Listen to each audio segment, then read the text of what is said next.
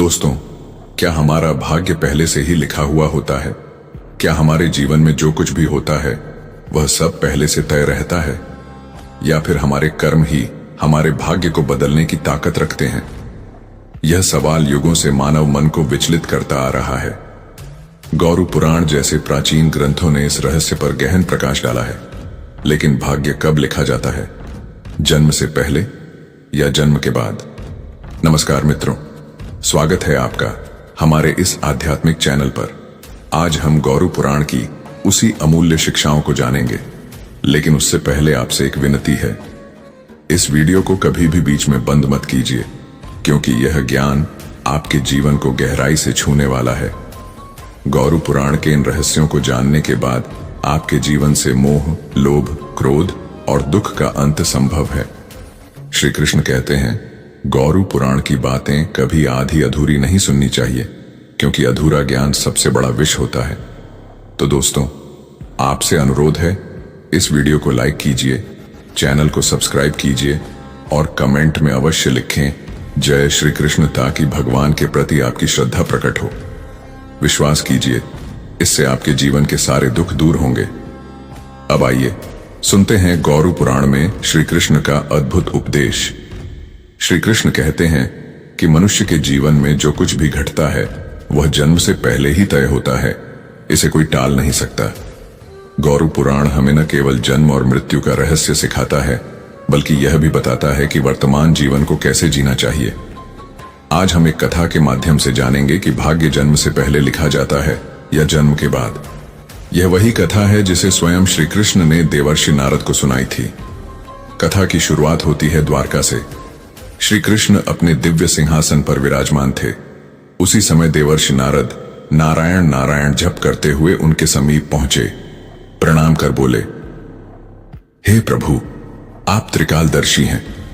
मैंने सुना है कि हर जीव का भाग्य जन्म से पहले ही लिखा होता है। मैं जानना चाहता हूं कि जीवन की घटनाएं जन्म से पहले निश्चित होती हैं, या वे पूर्व जन्म के कर्मों का परिणाम हैं? और क्या परिश्रम और सत्कर्म से भाग्य को बदला जा सकता है?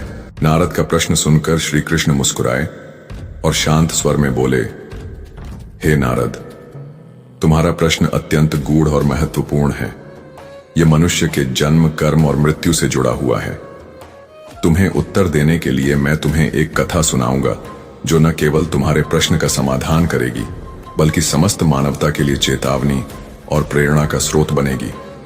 ध्यान रखना, यह कथा अधूरी सुनने वाला व्यक्ति विपत्ति को आमंत्रित करता है, परंतु जो इसे पूरी श्रद्धा से सुन ले वह इस संसार के पाप, मोह और क्रोध से मुक्त हो जाता है। नारद ने कहा, हे प्रभु, मैं यह कथा पूरी श्रद्धा और एकाग्रता से सुनूंगा। आप निश्चिंत होकर मुझे यह कथा सुनाइए। तब श्री कृष्ण ने कथा कहना आरंभ किया। हे नारद, प्राचीन समय में एक विशाल और समृद्ध राज्य था, जिसका नाम था मगधपुरी। मगधपुरी के उस समृद्ध राज्य के शासक थे राजा वीरधर। वे न्यायप्रिय, धर्मनिष्ठ और प्रजा प्रेमी राजा थे। राजा सदैव प्रजा के कल्याण में लगे रहते और धर्म के मार्ग पर चलना ही अपना कर्तव्य मानते। लेकिन उनके हृदय में एक अधूरी इच्छा थी। वह चाहते थे कि ईश्वर की कृपा से उन्हें एक संतान मिले, जिसे वे राज्य का उत्तराधिकारी बनाकर सुख और समृद्धि का मार्ग दिखा सकें। देवर्षि नारद के परामर्श से राजा वीरधर और उनकी रानी ने वर्षों तक कठोर तप किया। उनकी तपस्या से प्रसन्न होकर भगवान शिव ने उन्हें संतान प्राप्ति का वरदान दिया। कुछ समय बाद रानी ने गर्भ धारण किया।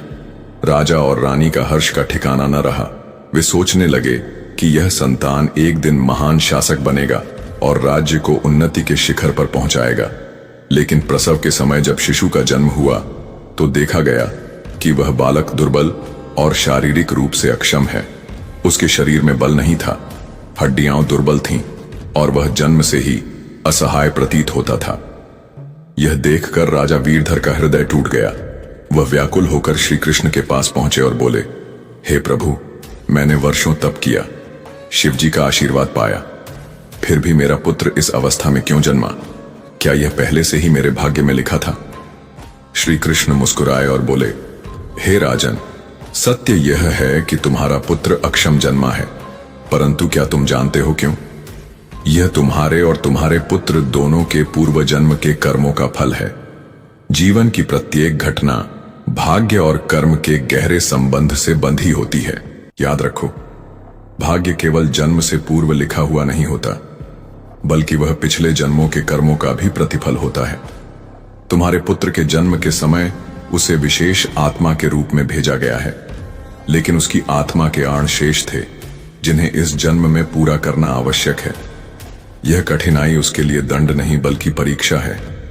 यदि वह धैर्य और साहस के साथ इस परीक्षा का सामना करेगा तो वही उसकी सबसे बड़ी शक्ति बन जाएगी, और एक दिन वही पुत्र वह कार्य करेगा जिसका स्वप्न तुमने देखा है। राजा वीरधर भावुक होकर बोले, हे प्रभु, अब मैं समझ गया हूं। मेरा और मेरे पुत्र का भाग्य पूरी तरह से पूर्व निश्चित नहीं है। उसकी वर्तमान स्थिति पूर्व जन्म के कर्मों का परिणाम है, लेकिन उसका भविष्य हमारे वर्तमान कर्मों पर आधारित है।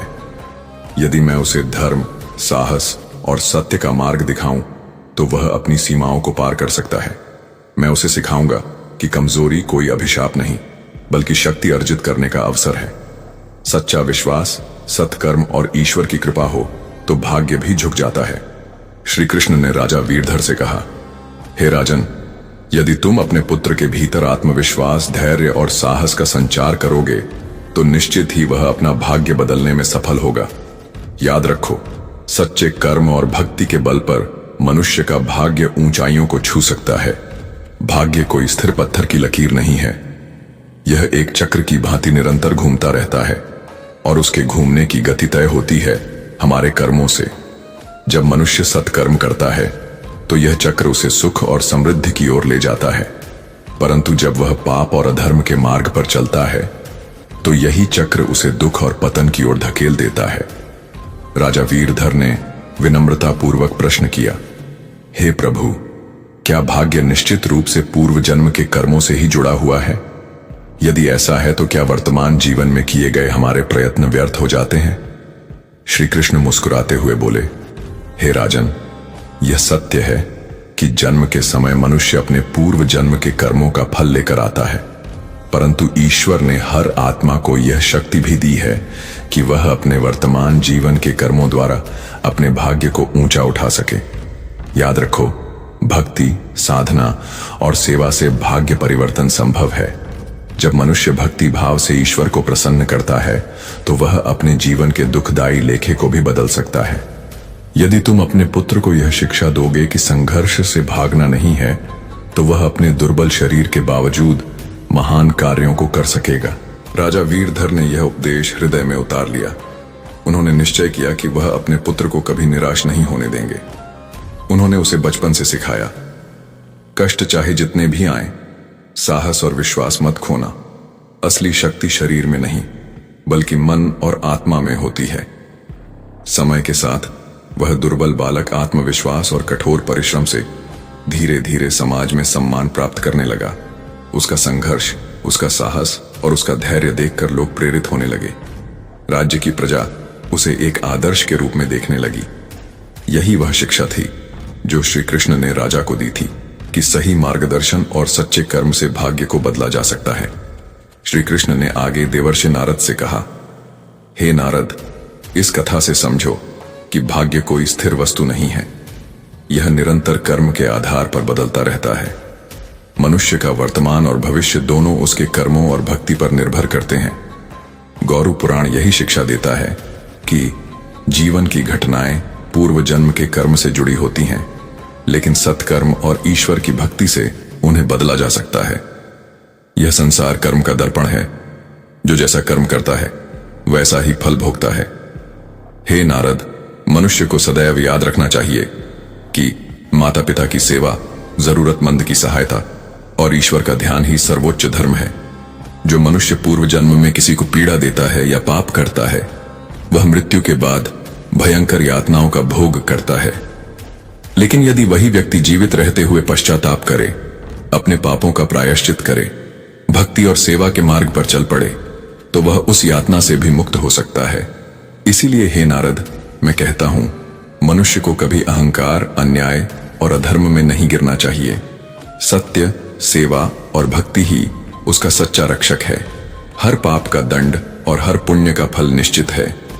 भाग्य जन्म से पहले लिखा जाता है, लेकिन धर्म, सत्य और ईश्वर की भक्ति के बल पर मनुष्य अपने भाग्य की दिशा बदल सकता है। जीवन एक खेत की तरह है। तुम जो बीज बोओगे वही फल पाओगे। यदि अच्छे कर्म के बीज बोए तो सुख और समृद्धि पाओगे। यदि पाप और बुरे कर्म के बीज बोओगे तो दुख और कष्ट अवश्य झेलने पड़ेंगे। हे मानव, तुम्हारा वर्तमान जीवन संघर्षमय हो सकता है, परंतु जान लो, यही संघर्ष तुम्हारे अगले जन्म के भाग्य की नींव रखता है। गुरु पुराण, जो सनातन धर्म के 18 महापुराणों में से एक है, स्पष्ट रूप से कहता है कि जन्म, मृत्यु, पुनर्जन्म, कर्म और आत्मा का मार्ग सब कुछ केवल कर्म पर आधारित है। इसलिए हे मित्र, अपने कर्म की ओर ध्यान दो, स्वार्थ, पाप और अहंकार को त्याग दो, धर्म, सत्य और सेवा को अपनाओ। यही जीवन का वास्तविक मार्ग है। गुरु पुराण में श्री कृष्ण ने 3 प्रमुख उपदेश दिए हैं। 1, सत्य का पालन, किसी भी परिस्थिति में असत्य का मार्ग मत चुनो। 2, धर्म और सेवा, माता पिता, गुरु और जरूरतमंदों की सेवा ही सर्वोच्च धर्म है। 3, ईश्वर की भक्ति, भक्ति के माध्यम से ईश्वर प्रसन्न होते हैं और कठिन से कठिन भाग्य भी बदल देते हैं। हे मित्र, यह संसार कर्म का दर्पण है। मनुष्य जैसा कर्म करेगा वैसा ही फल पाएगा। अतः सदा सत्कर्म करो, ईश्वर को स्मरण करो और अपने भाग्य को सुंदर बनाओ। मनुष्य का जन्म किसी विशेष उद्देश्य से होता है। वह अपने पूर्व जन्म के पापों का फल इस जन्म में भोगता है, क्योंकि जन्म से लेकर मृत्यु तक का भाग्य पूर्व निर्धारित होता है। इसीलिए गुरु पुराण में श्री कृष्ण कहते हैं, मनुष्य को सदा धर्म और सत्य के मार्ग पर चलना चाहिए। इसी से वह पूर्व जन्म के पापों से बच सकता है और भक्ति से जीवन बदल सकता है। जीवन एक अमूल्य उपहार है, इसे व्यर्थ मत गंवाओ। सही कर्म और धर्म का पालन करने से हम न केवल वर्तमान को सुखमय बना सकते हैं, बल्कि आने वाले जन्मों के संकटों से भी बच सकते हैं।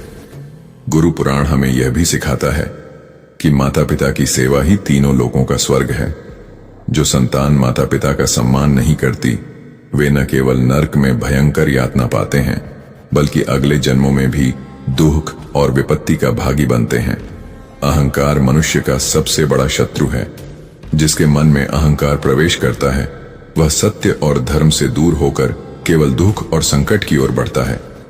इसलिए हे मित्र, सदा सत्य, धर्म और प्रेम की भावना बनाए रखो।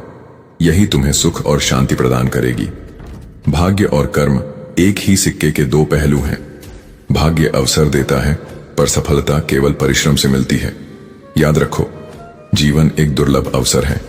इसे सही मार्ग पर चलाकर हम आत्मा को मोक्ष की ओर ले जा सकते हैं। गुरु पुराण का यही संदेश है।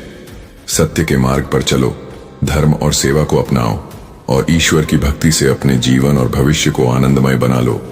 यदि यह कथा हृदय को स्पर्श करे तो सदा राधे राधे का स्मरण करो और इसे दूसरों तक भी पहुंचाओ। जय श्री कृष्ण।